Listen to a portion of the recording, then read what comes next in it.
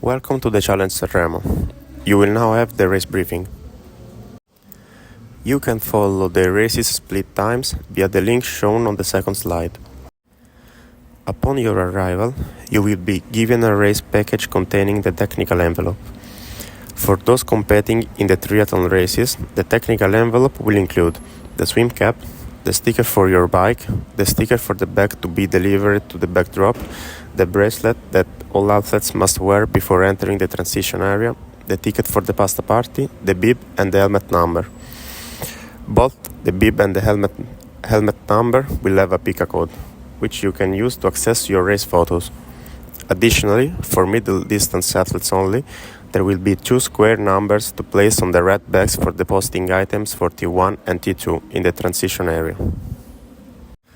The timing chip will be given at the entrance of the transition area. Please use your personal chip holder, or you may purchase one if needed. The schedule is displayed on the slides. On Saturday, the youth races and the Swimrun will take place, and on Sunday, the middle distance and sprint distances races will be held.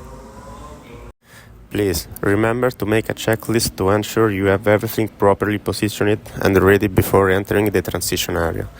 A critical reminder for all participants: punctuality is essential. For both the middle distance and sprint distance races, the transition area closes at 7:45 sharp, and this time must be strictly adhered to.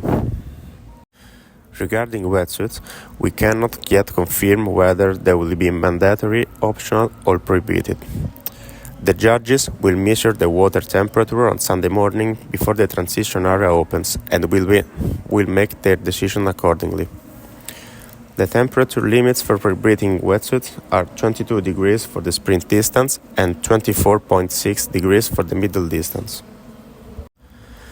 For the middle distance, the swim course will be completed twice with an Australian exit. At the start, for the middle distance, 5 athletes will set off every 5 seconds. Do not worry if you don't see a timing mat on the ground. There will be an active timing system with side antennas that will register the exact moment of your start, so your final time will be calculated from when you actually begin. Here you can see the transition area flows for T1 and T2. After exiting the swim in T1, follow the green line. For bike entry and exit, follow the blue line, and for the run, follow the red line. Please remember the basic rules. On the bike course this year, for the 3rd consecutive year, and thanks to local authorities, we have paved additional kilometers of the course. Over the past 3 years, we have resurfaced more than 15 kilometers. However, there are still some sections with potholes, which will be clearly marked with yellow spray on the ground and vertical signage. A very important reminder: you must always stay to your right and follow the traffic rules. For the middle distance, there will be a 1-hour road closure from the time the first competitor passes through the first half of the course, and a 2-hour road closures for the second half from kilometer 45 onward, starting from the time the first competitor passes. Sprint distance. The course is a single loop. Be cautious at the point where the road transitions from the bike path on the main road.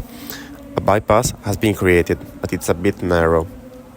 We will mark it clearly, but if you arrive on Saturday, we recommend that you try it out, as it is less than 6 kilometers from the transition area.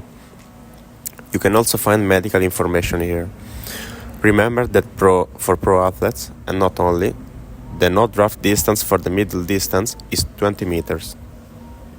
On the bike segment, there will be 2 aid stations, approximately at kilometers 32 and 56, offering water, mineral salts, bars and gels.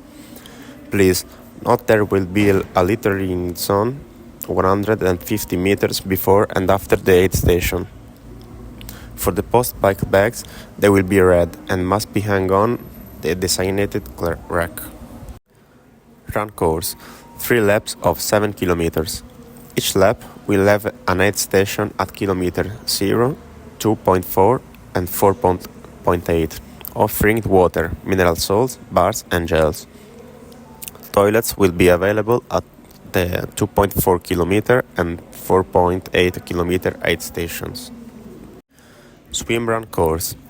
Based on the weather conditions, we will decide on Saturday whether the long distance event will require 2 laps or follow the regional course.